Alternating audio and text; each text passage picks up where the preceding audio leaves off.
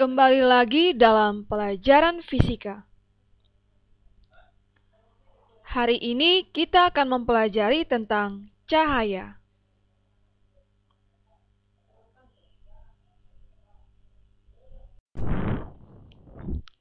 Dalam materi cahaya kali ini, kita akan mempelajari mengenai pengertian dan sifat cahaya, kemudian pemantulan cahaya, kemudian cermin dan sifat bayangan. Yang pertama, pengertian cahaya.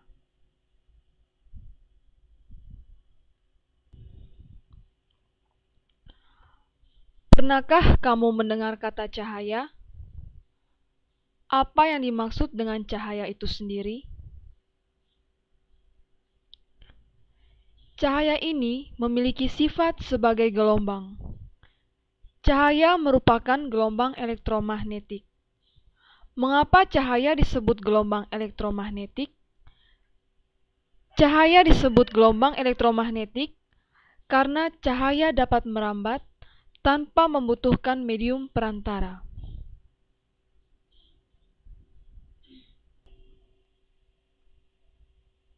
Selanjutnya, kita akan mempelajari tentang cahaya merambat lurus, bayang-bayang inti, bayang-bayang kabur, serta benda dan cahaya. Yang pertama, cahaya merambat lurus.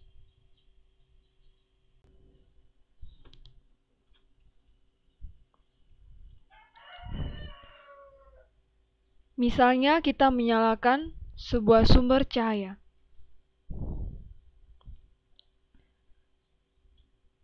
Cahaya yang dipancarkan oleh sumber cahaya ini akan merambat ke segala arah dengan lurus.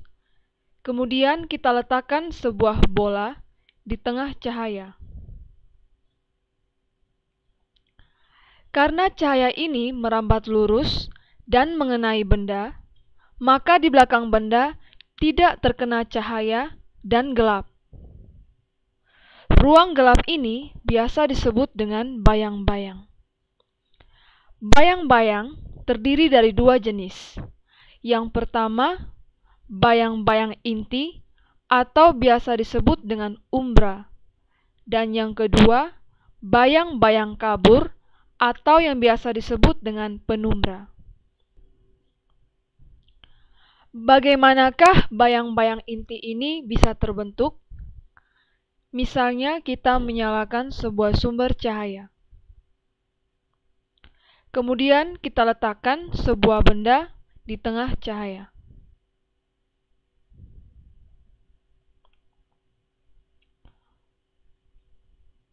Bayangan inti atau yang disebut dengan umbra terbentuk bila cahaya berasal dari sumber cahaya yang kecil.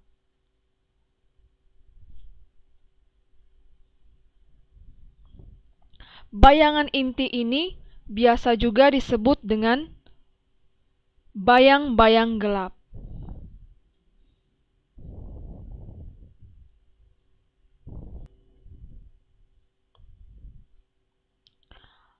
Bagaimanakah bayang-bayang kabur dapat terbentuk? Bayang-bayang kabur ini biasa disebut juga dengan penumbra. Misalnya kita menyalakan sebuah sumber cahaya yang besar.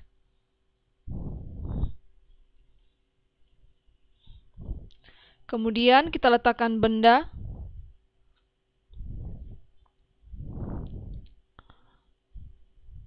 Maka akan terbentuk bayang-bayang kabur atau yang disebut dengan penumbra. Bayang-bayang kabur terbentuk bila cahaya berasal dari sumber cahaya yang besar.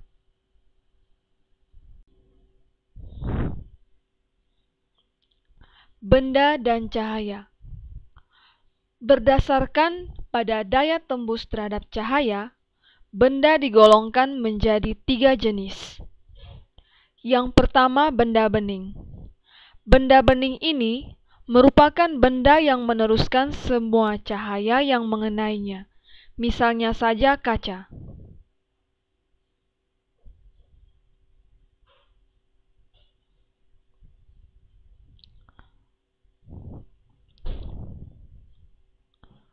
Yang kedua, benda tembus cahaya.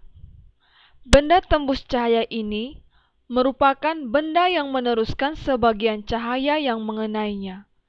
Misalnya saja kertas tipis.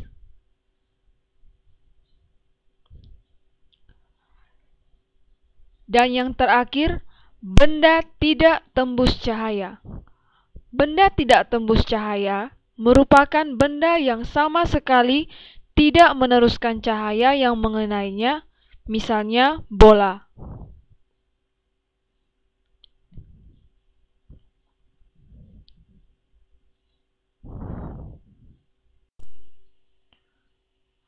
Pemantulan cahaya.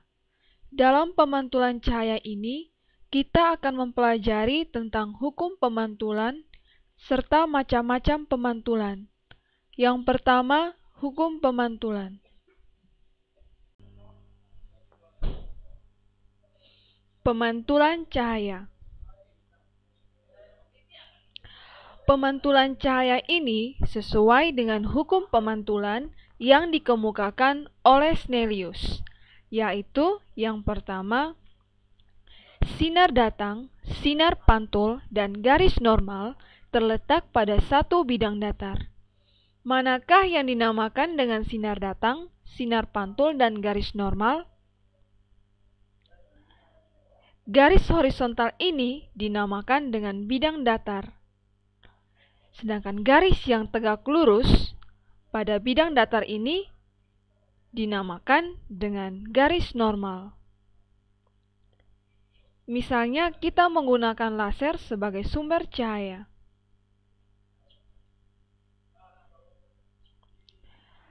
Cahaya yang datang dari laser kemudian jatuh pada bidang datar dinamakan dengan sinar datang. Sedangkan cahaya yang keluar dari bidang datar merupakan sinar pantul.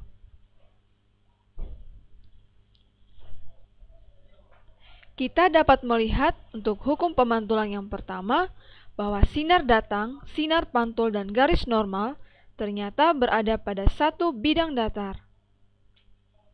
Bagaimana dengan hukum pemantulan yang kedua? Sudut datang sama dengan sudut pantul. Kita dapat melihat bahwa sudut yang dibentuk antara sinar datang dan garis normal itu dinamakan dengan sudut datang, atau sebut saja I.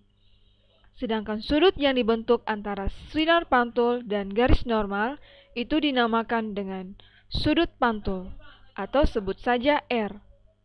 Sehingga I sama dengan R.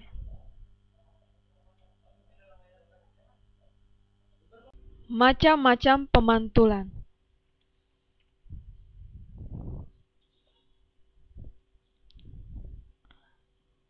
Terdapat dua jenis pemantulan. Yang pertama, pemantulan teratur. Bagaimana pemantulan teratur itu bisa terjadi? Pemantulan teratur terjadi bila cahaya mengenai permukaan yang datar. Kita bisa melihatnya pada gambar. Pemantulan teratur merupakan aplikasi dari hukum pemantulan, di mana sudut datang sama dengan sudut pantul.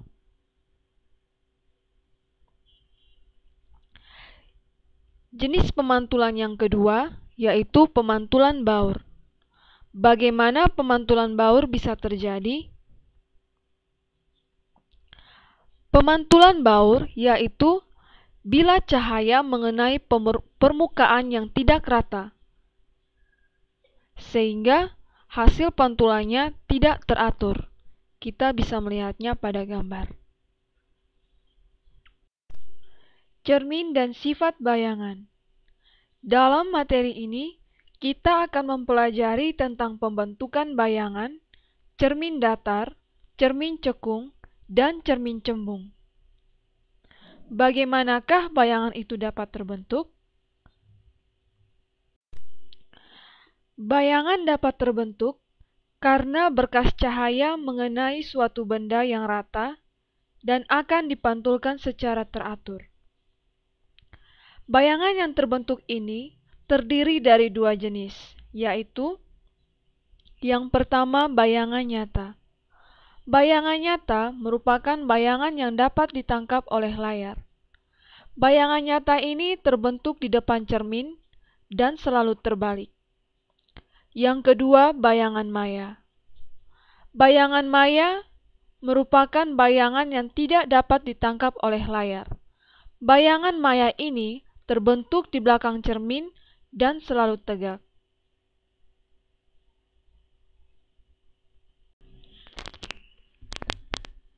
Cermin datar.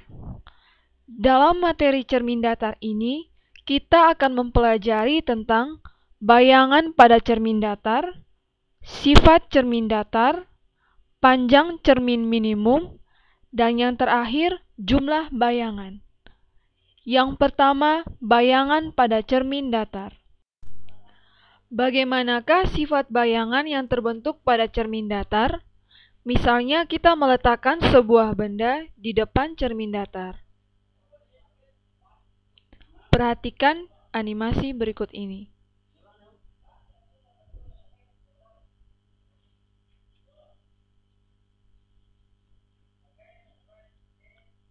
Sinar datang yang jatuh pada cermin akan dipantulkan sesuai dengan hukum pemantulan. Kemudian, sinar-sinar pantul ini akan mengalami perpanjangan.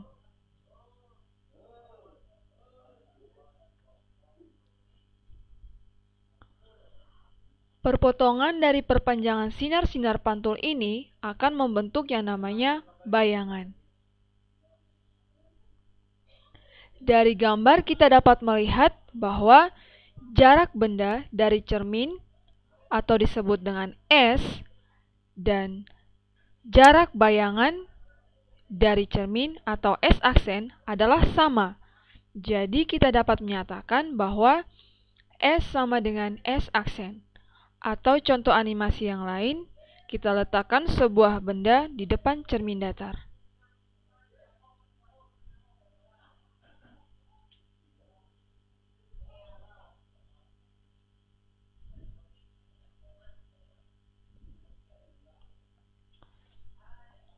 Sinar yang datang yang jatuh pada cermin akan dipantulkan.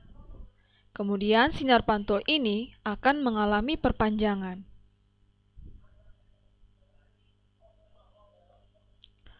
Perpotongan dari perpanjangan sinar pantul ini akan membentuk yang namanya bayangan.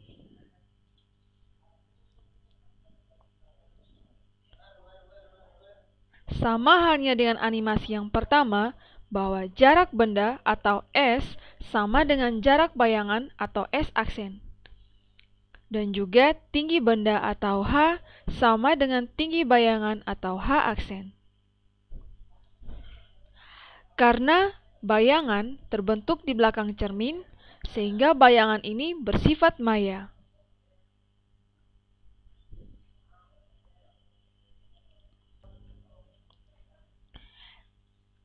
Perhatikan animasi berikut ini. Animasi berikut ini juga menjelaskan sifat dari cermin datar.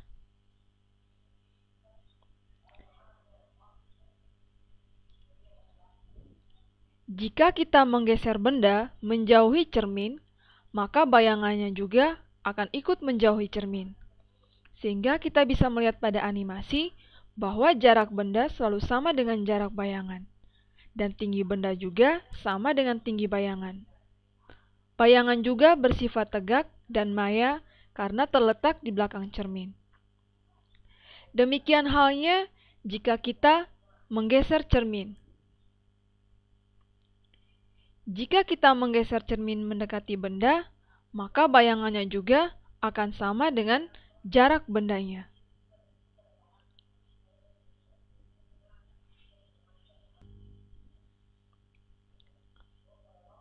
Bagaimana dengan panjang cermin minimum yang dibutuhkan?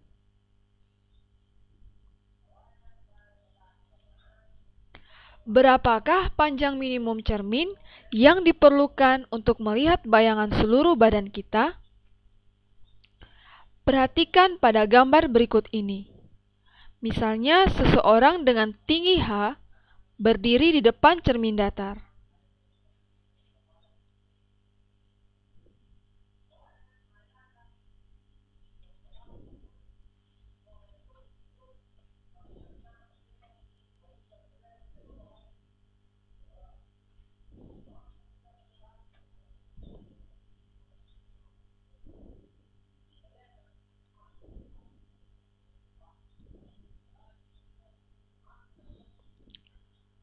Ternyata diperoleh bahwa panjang minimum cermin yang dibutuhkan adalah setengah dari tinggi badan kita. Karena tinggi badan kita adalah H, maka panjang minimum cermin yang dibutuhkan adalah setengah H.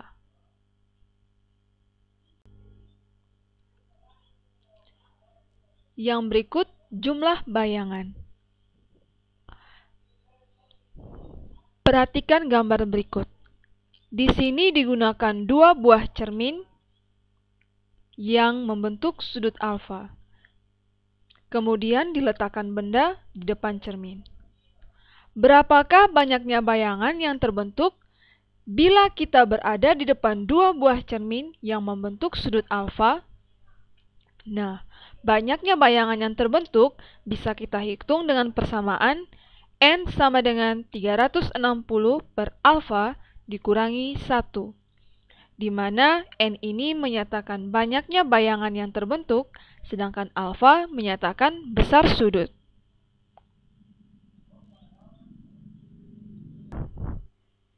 Yang berikutnya, kita akan mempelajari tentang cermin cekung. Cermin cekung ini merupakan salah satu jenis dari cermin lengkung. Ternyata selain cermin datar, terdapat pula cermin lengkung. Cermin lengkung terdiri dari cermin cekung dan juga cermin cembung. Tetapi yang akan dibahas dahulu adalah cermin cekung. Dalam materi cermin cekung, kita akan mempelajari sifat cermin cekung, 3 sinar istimewa pada cermin cekung, pembentukan bayangan, dan kemudian persamaan pada cermin cekung. Yang pertama, sifat cermin cekung.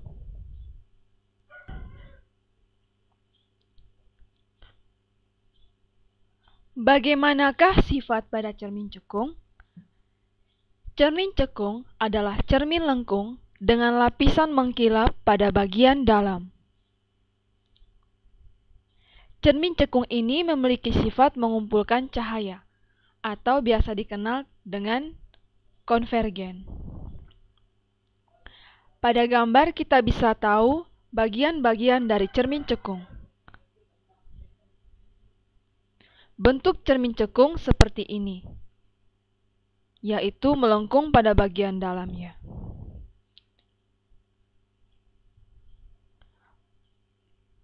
Bagian yang tegak lurus cermin ini disebut dengan sumbu utama. F disebut dengan titik fokus, sedangkan R disebut dengan jari-jari kelengkungan cermin. Jari-jari kelengkungan cermin ini sama dengan 2 kali jarak fokus.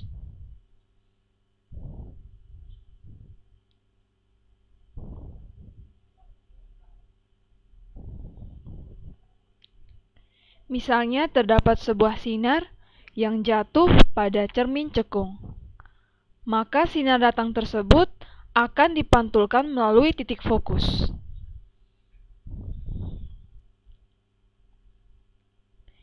Inilah mengapa cermin cekung disebut memiliki sifat mengumpulkan cahaya atau yang biasa disebut dengan konvergen. Karena setiap sinar datang akan dipantulkan melalui titik fokus.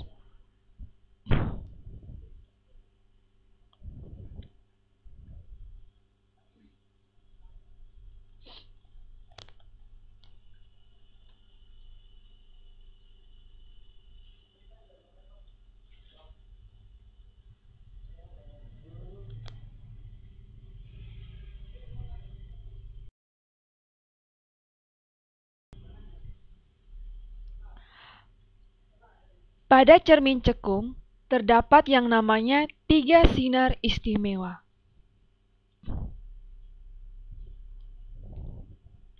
Misalnya, kita menggunakan sebuah laser sebagai sumber cahaya. Sinar istimewa yang pertama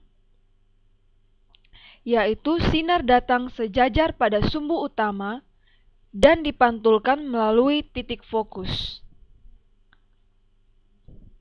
Sedangkan sinar istimewa yang kedua, sinar datangnya melalui titik fokus dan kemudian dipantulkan sejajar dengan sumbu utama. Sinar istimewa yang ketiga, sinar datang melalui pusat kelengkungan cermin atau melalui jari-jari kelengkungan cermin dan dipantulkan melalui jari-jari kelengkungan cermin itu sendiri.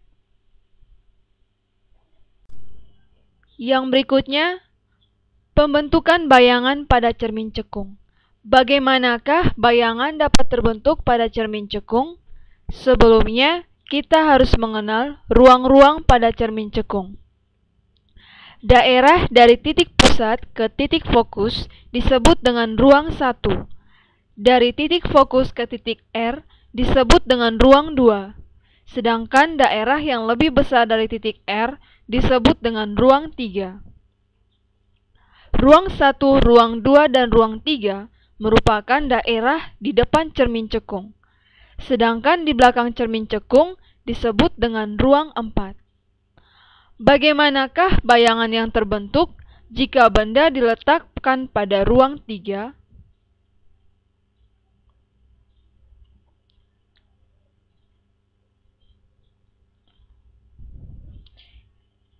Digunakan 2 sinar istimewa. Sinar datang sejajar sumbu utama dipantulkan melalui titik fokus, dan sinar datang melalui jari-jari kelengkungan cermin dan dipantulkan melalui jari-jari kelengkungan cermin itu sendiri. Ternyata terbentuk bayangan, yaitu bayangan nyata, karena bayangan tersebut terbentuk di depan cermin cekung. Bayangan dari benda yang diletakkan pada ruang 3 ternyata diperkecil, karena tinggi bayangan lebih kecil daripada tinggi benda. Dan bayangan bersifat terbalik dari benda aslinya. Jika benda diletakkan pada ruang 3, maka bayangannya terbentuk di ruang 2. Bagaimanakah jika benda diletakkan di ruang 2?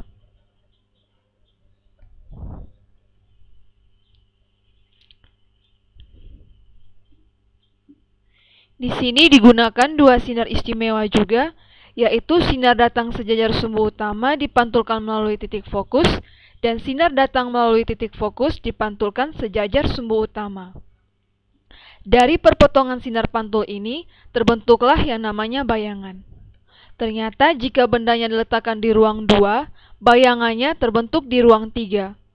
Karena bayangannya terbentuk di depan cermin, maka bayangan bersifat nyata dan terbalik dari benda aslinya.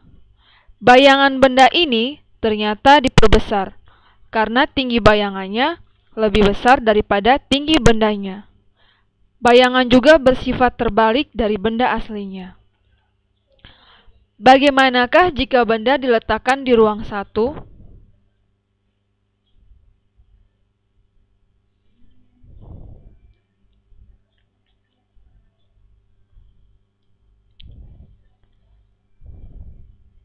Di sini digunakan sinar istimewa. Sinar datang sejajar sumbu utama dan dipantulkan melalui titik fokus.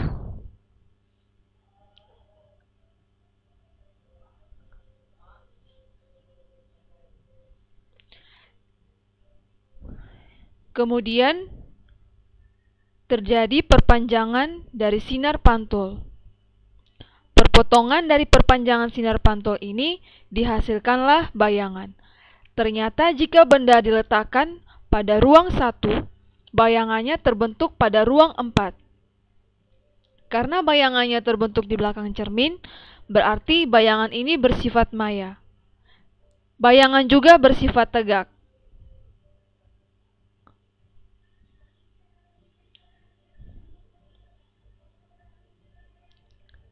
Kalian bisa mencoba sendiri dengan penggambaran sinar-sinar istimewa, bagaimana jika benda diletakkan pada titik R dan juga pada titik fokus.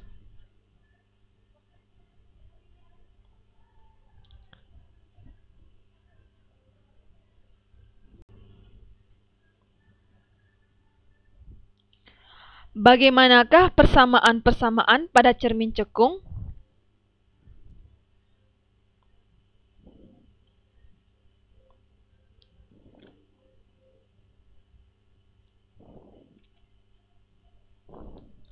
Cermin cekung memiliki fokus yang positif. Kita telah mengenal beberapa besaran. Ada jarak fokus atau F, jarak benda atau S, dan jarak bayangan atau S aksen. Tinggi benda H dan tinggi bayangan H aksen. Ternyata terdapat hubungan antara jarak fokus, jarak benda, dan jarak bayangan, yaitu 1/F sama dengan 1/S tambah 1/S aksen. Sedangkan M merupakan pembesaran bayangan. M sama dengan nilai mutlak dari perbandingan jarak bayangan dengan jarak benda, atau S aksen per S, atau sama dengan juga tinggi bayangan per tinggi benda, atau H aksen per H, di mana F adalah jarak fokus, S jarak benda, S aksen jarak bayangan, M perbesaran bayangan, H tinggi benda, dan H aksen tinggi bayangan.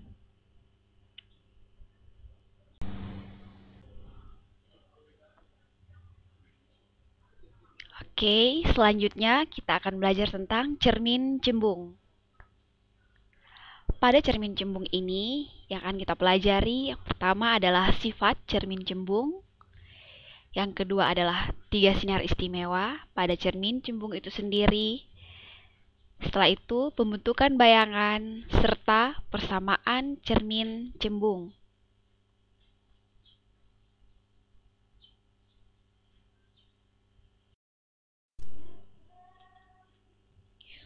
Bagaimanakah sifat dari cermin cembung? Cermin cembung adalah cermin lengkung dengan lapisan cermin di bagian luar. Cermin cembung ini bersifat menyebar cahaya. Kita lihat pada animasi berikut ini tentang sifat cermin cembung. Kita lihat pada gambar, sinar datang yang jatuh pada cermin cembung akan dipantulkan dan bersifat menyebar atau divergen. Selanjutnya, 3 sinar istimewa cermin cembung. Kita lihat pada animasi untuk sinar istimewa yang pertama. Sinar datang sejajar dengan sumbu utama dan akan dipantulkan seolah-olah dari titik fokus. Yang kedua, sinar datang menuju titik fokus akan dipantulkan sejajar dengan sumbu utama. Dan yang ketiga, sinar datang menuju titik R akan dipantulkan seolah-olah dari titik itu juga. Selanjutnya, bagaimanakah pembentukan bayangan pada cermin cembung? Perhatikanlah animasi berikut ini. Misalkan, sebuah benda diletakkan di depan sebuah cermin cembung, maka dengan menggunakan sinar-sinar istimewa akan terbentuk bayangan.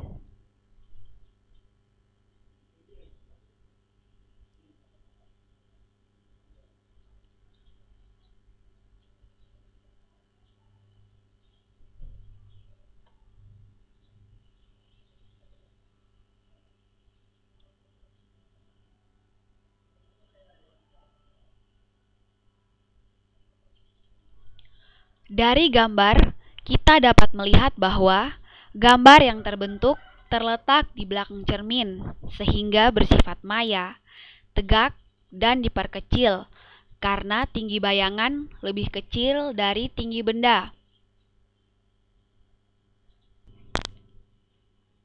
Selanjutnya adalah persamaan pada cermin cembung.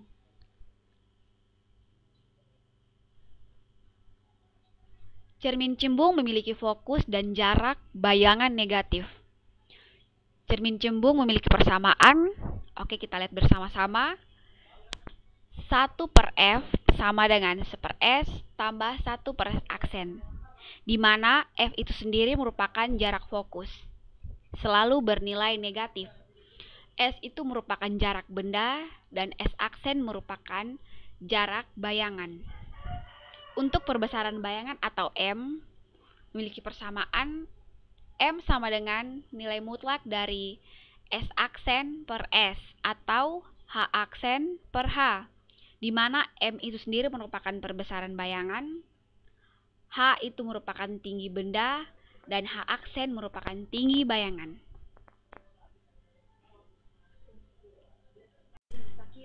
Demikianlah materi pembelajaran hari ini. Terima kasih atas perhatiannya dan selamat belajar. God bless you.